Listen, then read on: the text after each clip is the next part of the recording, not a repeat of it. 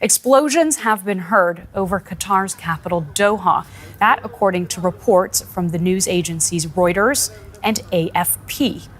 Now, according to Haaretz, the news outlet, Israeli officials have confirmed that Iran fired 6 missiles on the U.S. base in Qatar and 1 missile on a base in Iraq.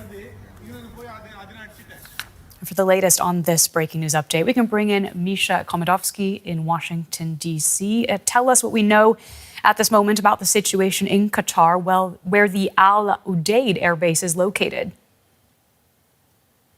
Claire, we do see reports now that there has been a credible threat from Iran targeting the U.S.-run air base in Qatar. It is the largest U.S. base in the Middle East. It is home to about 10,000 American troops, and separately, Axios, American news network, reported, citing an Israeli official, that Iran has indeed launched 6 missiles at U.S. bases in Qatar.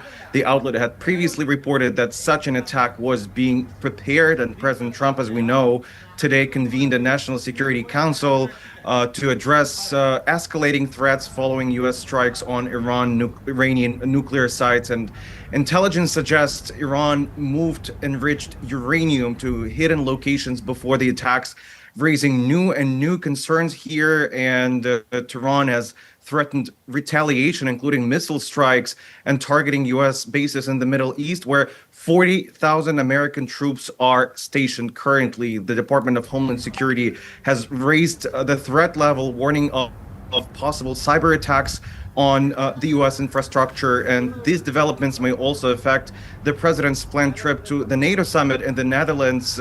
He left early during the G7 summit in Canada. And worth noticing that, Claire, right now over 40,000 U.S. troops are based in the Middle East, including civilians, along with billions and billions of dollars in American weapons and military equipment. Thousands of these troops could now face direct threats from Iran through either missile strikes or through attacks similar to those that we see by Russia in Ukraine, where the drones are used. Or we can see assaults by Iranian-backed groups in the region. We're still waiting for the White House's reaction to these recent news. The story is currently breaking. We will bring you the latest in less than an hour.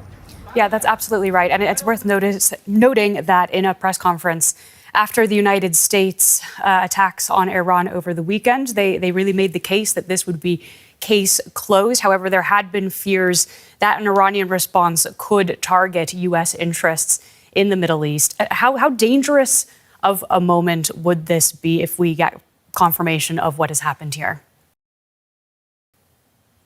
Well, we are not seeing like a threat that would target the United States, but Tehran has threatened responses ranging from missile strikes to closing the Strait of Hormuz and targeting U.S. military bases. And this is somewhere they can reach because the United States is located way far away from the Middle East. Now basically a region housing approximately 40,000 U.S. troops is under immediate threat. And Iran has already launched rockets at Israel in response, escalating regional hostilities. And we're yet to hear from President Trump on this matter, as he just now convened his national security team to discuss these latest developments.